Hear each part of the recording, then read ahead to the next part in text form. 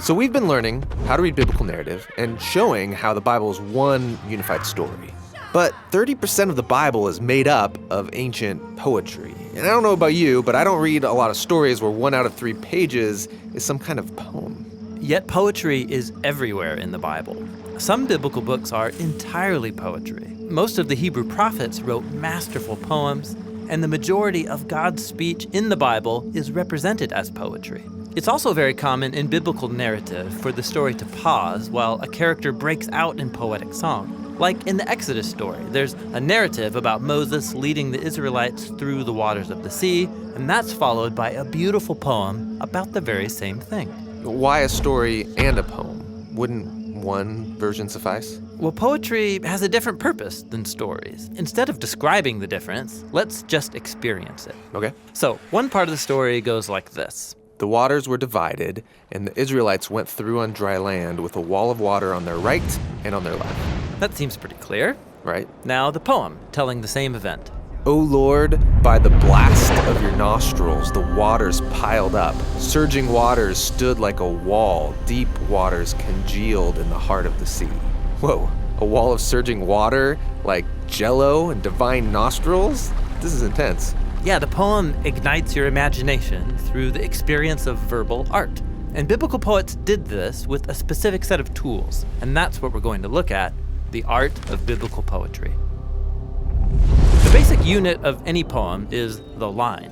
And then many lines are designed together to make a poem. Okay, I'm used to this kind of poem. There's a meter, cadence, bum bum bum bum, bum bum bum bum, and there's rhyme. But poems in the Bible don't work like this. Yeah, biblical poems are what you could call free verse. They don't use meter like some traditions of poetry do, and they don't use rhyme in the same way either. So biblical poems have no order to them. No, they just have a different kind of order. Biblical poems are most basically structured by couplets, 2 short lines that are carefully worded and placed beside each other.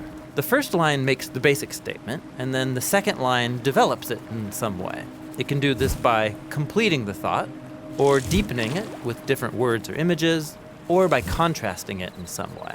So check out the opening of Psalm 51. You can see it in action.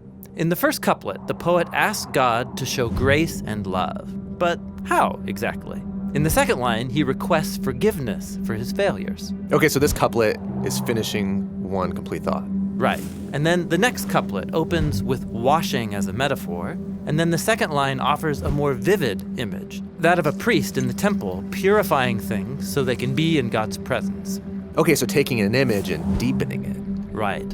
And then this third couplet opens with the poet's awareness of his sin deep inside, and that's followed by a description of the sin being outside. It's like it's in public, visible to themselves and other people. So this couplet takes an idea and contrasts it. Exactly. So couplets by nature are a bit repetitive. But the repetitive language forces you to slow down and linger over the feeling and meaning of it all, looking at each idea from more than one angle. And then groups of couplets can come together around one key idea. It's like a diamond with many facets, each line offering a different glimpse into the same core reality. So this poem is exploring what it's like to be forgiven, offered a second chance. And that's the kind of experience that can change a person. It's worth savoring and pondering. Now, biblical poets also use repetition on a larger scale. In many poems, you'll find a key line that's repeated multiple times. That's called a refrain. Or they'll open and close the poem with a similar couplet. That's called an inclusio. Now, so biblical poets love design. Oh yeah, these are works of verbal artistry.